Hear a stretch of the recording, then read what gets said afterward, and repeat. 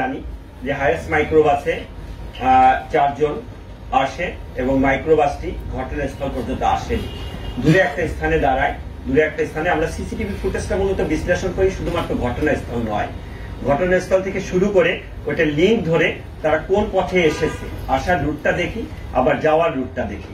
তা আমরা যখন এই রুটগুলো অ্যানালাইসিস করি, রুটগুলো অ্যানালাইসিস করলে আমরা দেখতে পাই যে ওই ঘটনা থেকে কিছু দূরে একটা হাইয়েস্ট মাইক্রোবাস 4 জনকে নামায়। পরবর্তীতে এরা পালিয়ে যাওয়ার পর আবার ওইখান থেকে হাইয়েস্ট মাইক্রোবাসে আবার কিছু লোক উঠে এই ঘটনাস্থলে যারা উপস্থিত ছিল। এটা একটা মাইক্রোবাসটি শনাক্ত করার চেষ্টা করি, মাইক্রোবাসের নাম্বার প্লেটটি দেখার চেষ্টা করি। মাইক্রোবাসের নাম্বার প্লেট থেকে যখন নাম্বারটি আমরা শনাক্ত করি, বিআরটি এর মাধ্যমে মালিকানা আমরা যাচাই করি। মালিকানা যাচাই করে মালিকের কাছ থেকে যখন জানতে পারি যে মাইক্রোবাসটি কে নিয়ে আসে, জাফর নামে এক ড্রাইভার ওই দিন তার কাছ থেকে ভাড়ায় নিয়ে আসে।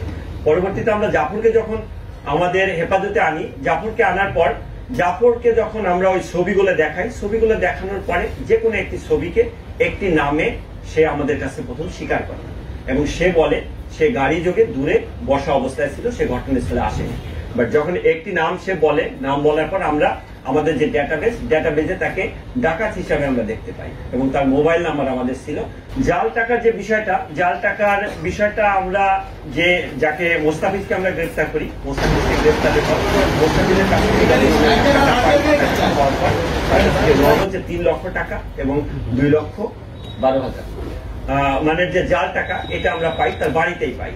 আমাদের কাছে প্রাথমিক দৃষ্টিতে সেটা জাল টাকা হিসেবে প্রতিমান হয়েছে এবং তাকে জিজ্ঞাসাবাদে সে আমাদের কাছে স্বীকার করেছে এই টাকাটা জাল টাকা। যে তথ্য আমরা এই ঘটনা করতে গিয়ে পেলাম, এদের কাছ থেকে শুনে আমরা আরো কিছু গ্রুপের নাম পরিচয় আমরা পেয়েছি।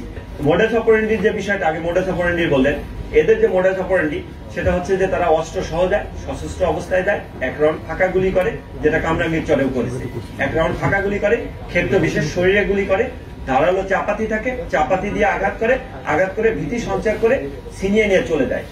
এদের মডেল অপারেন্ডি এটা। আর এই চক্রটা একজন আরেকজনের সাথে পরিচয় হয়েছে মূলত জেলখানায়।